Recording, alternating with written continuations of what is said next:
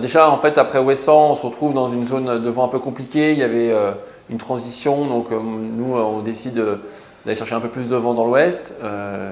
Effectivement, on se retrouve de nouveau à rattraper un peu nos petits camarades s'étaient un petit peu échappés.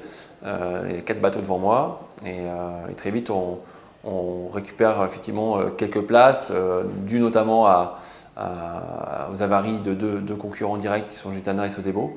Et puis, moi, je me retrouve effectivement en deuxième position dès le lundi soir, donc dans le golfe de Gascogne, où on allait donc aller chercher cette première dépression, enfin cette deuxième dépression qu'on avait déjà bien surveillée depuis plusieurs jours à Saint-Malo-à-Terre avec mon équipe. Donc, on continuait finalement notre route, notre stratégie comme prévu au départ.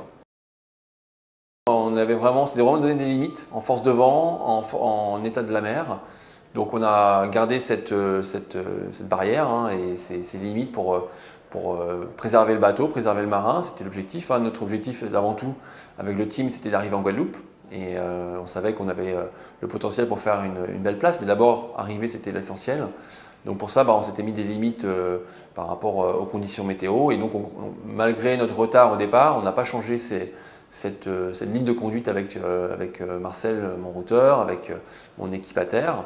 Donc on a continué cette stratégie. Donc on avait un petit contrebord à aller faire dans l'ouest pour aller chercher une rotation de vent dans des conditions de vent et de mer un peu plus fortes, mais pas du tout dantesques. On est allé chercher jusqu'à 5 mètres de creux. Il y avait des rafales à 35-42 maximum, mais ça n'allait pas durer très longtemps. On est mardi matin, je suis tribord Amur au près, direction l'est des Açores. Donc on continue notre plan de route avec mon équipe météo à terre. Les conditions se sont un petit peu dégradées comme prévu. On a 35 nœuds de vent, de la mer qui s'est un petit peu formée. Et donc voilà, je suis à ce moment-là avec le minimum de voile à bord de Banque Populaire, 3 riz dans la grand voile, le J3, ce qu'on appelle l'ORC, donc la plus petite voile de près. Et voilà, le bateau avance normalement. J'ai vraiment réduit la vitesse pour pas faire souffrir le bateau parce qu'on sait que c'est le moment un petit peu compliqué à passer, que derrière les conditions dans la soirée vont nettement s'améliorer et que finalement ensuite ce sera vraiment la descente, la glissade vers les Antilles. Donc voilà, tout se passe bien. J'ai réussi à dormir quelques heures la nuit précédente pour justement passer ces conditions un peu difficiles. Et puis voilà, le bateau avance normalement. Moi, je suis à ce moment-là en veille au niveau du piano pour être même à pouvoir choquer les écoutes parce qu'il y a de temps en temps des petites surventes. Et voilà, tout d'un coup, le bateau bascule sur le côté en quelques secondes. Je ne me rends pas vraiment compte de ce qui se passe. Le bateau est complètement gité. Enfin, je me rends compte qu'on est en train de chavirer. J'aperçois le flotteur sous le vent qui est détaché du bateau. Donc je me dis que voilà, il y a dû avoir quelque chose qui a lâché. Je ne sais pas quoi. En tout cas, voilà, là je suis plutôt dans l'urgence de gérer la crise, surtout pour moi c'est trouver une solution pour être en sécurité et me retrouver si possible à l'intérieur du bateau, dans la coque centrale, quand le bateau aura fini de se retourner. Je ne sais pas ce qui s'est passé. Ça a été très rapide. Le flotteur ou quelque chose qui s'est détaché. Là pour le coup, j'ai pas. C'était tellement brutal, tellement rapide finalement dans ce qui s'est passé que j'étais tellement surpris, je ne m'attendais pas du tout à ça bien sûr. Déjà il a fallu que je réussisse à rentrer dans le bateau, ça ne s'est pas fait facilement. J'ai réussi à tant bien que mal à rejoindre la coque centrale, rentrer par le hublot donc, qui est prévu pour ça à l'arrière et donc me retrouver à l'intérieur du bateau, là en sécurité. Pour pouvoir justement déclencher les secours et notamment la balise de détresse qui est prévue pour ça. Donc j'ai actionné assez rapidement. Ensuite j'ai pu ouvrir le sac de survie qui est à bord du bateau donc pour pouvoir avoir tout de suite les premiers outils pour pouvoir me mettre en sécurité, contacter la terre. Donc j'ai appelé mon équipe pour leur dire que j'étais bien à bord et que ça allait, même si j'avais assez mal aux côtes, j'étais un peu sonné, mais voilà, j'étais dans le bateau sain et sauf et que voilà, j'attendais maintenant les secours pour venir me chercher. Donc ça a pris un peu de temps. Bah après, il y a eu donc l'organisation de sauvetage s'est mise en place avec les différents organismes de sécurité, la marine française, la marine portugaise, la direction de course et le team Banque Populaire.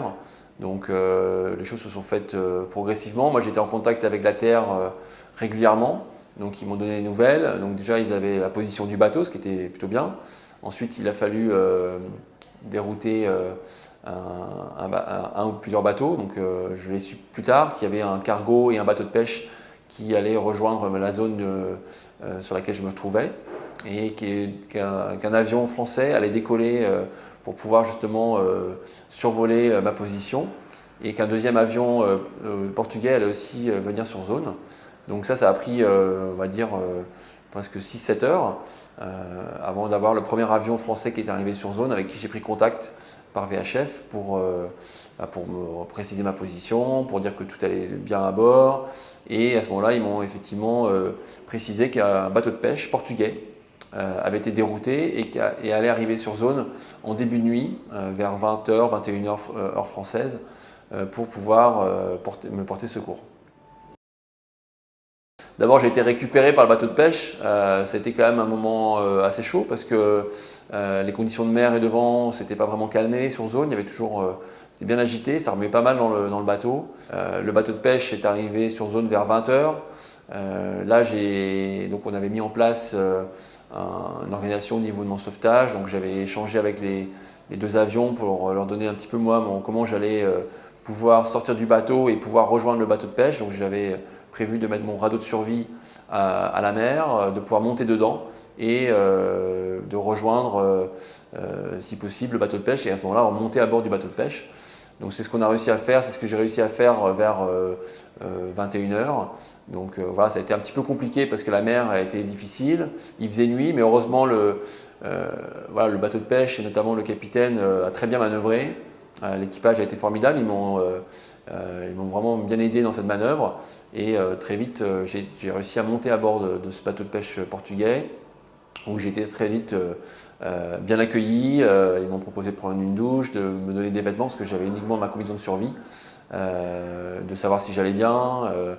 Voilà, vraiment très, très sympa l'équipage et j'ai pu donc à ce moment-là prévenir mon équipe et les différentes moyens de sauvetage pour dire que j'étais bien à bord et que l'opération de sauvetage s'était bien passée et qu'ensuite on allait donc rejoindre le port de Vigo.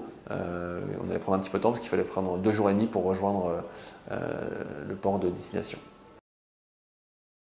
Toute l'équipe est mobilisée bien sûr pour essayer de récupérer le bateau. Aujourd'hui les choses se mettent en place. C'est pas simple parce que le bateau est quand même entre les Açores et le Cap Finistère. Les conditions de mer et de vent sont un petit peu agitées en ce moment. Et voilà, donc il faut trouver les bons bateaux. Donc oui, il y a normalement un bateau qui va partir dans les heures qui viennent avec une partie de l'équipe du team Banque Populaire pour aller récupérer le bateau le plus vite possible.